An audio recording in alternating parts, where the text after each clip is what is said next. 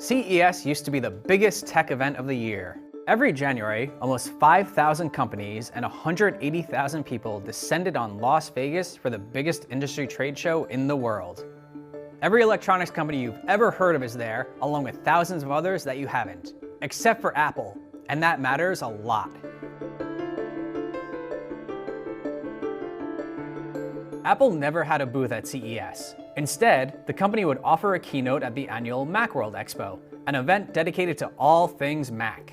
iTunes, Safari, the Mac Mini, and even the iPhone all saw their debut at various Macworld events. It was at the Macworld in 2007 that Steve Jobs said the company would be changing its name from Apple Computer to Apple Inc. So we're announcing today, we're dropping the computer from our name, and from this day forward, we're going to be known as Apple Incorporated. Apple stopped presenting at Macworld in 2009, instead choosing to put on their own events, like the annual September keynote that introduces the new iPhone. Meanwhile, other companies continue to debut their new products for the year at CES. Motorola, Samsung, Microsoft, and many other companies all used that week in January to show off all their new offerings. If it had any sort of combination of wires, batteries, a screen, or used the internet, it probably debuted at CES. And that began to become a problem. As tech products like smartphones became more and more ubiquitous, products that were unveiled at CES would all overshadow one another, leading to less headlines and coverage for each new product. A new Android phone might be universally praised, but that didn't matter if a rival introduced theirs on the next day. Many of the big tech names all began to mirror Apple's approach. Companies like Motorola, Samsung, Google, BlackBerry, remember them, and Microsoft all began to host their own events on their own day. The events became news themselves. Outlets would cover the invitations sent to influencers and the press and speculate in the days leading up to the event what might be announced.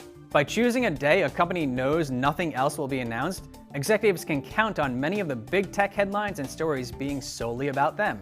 Just look at OnePlus. This past fall, they had planned to unveil the new OnePlus 6T on October 30th, but when Apple announced the 2018 iPad event for the same day, OnePlus rescheduled their event to a day earlier. OnePlus CEO Pete Lau even acknowledged the problem on the company's message boards. We have only just begun our journey and cannot afford to let one of the most important products in our history be affected by another great product launch. The number of CES attendees in 2018 dropped by 2,000 compared to 2017. That might sound like a lot, but when we're talking about 180,000 people, it's a little more than 1%. So for now, CES continues to be an important event in the tech world, despite Apple and other tech giants going their own way when it comes to introducing new products. It provides a great opportunity for smaller tech companies to get their products out there and for consumers to learn about upcoming technology like connected cars. But more importantly, it's still an event that puts much of the tech industry in one place at the same time, and there's still a lot to be said for that human connection.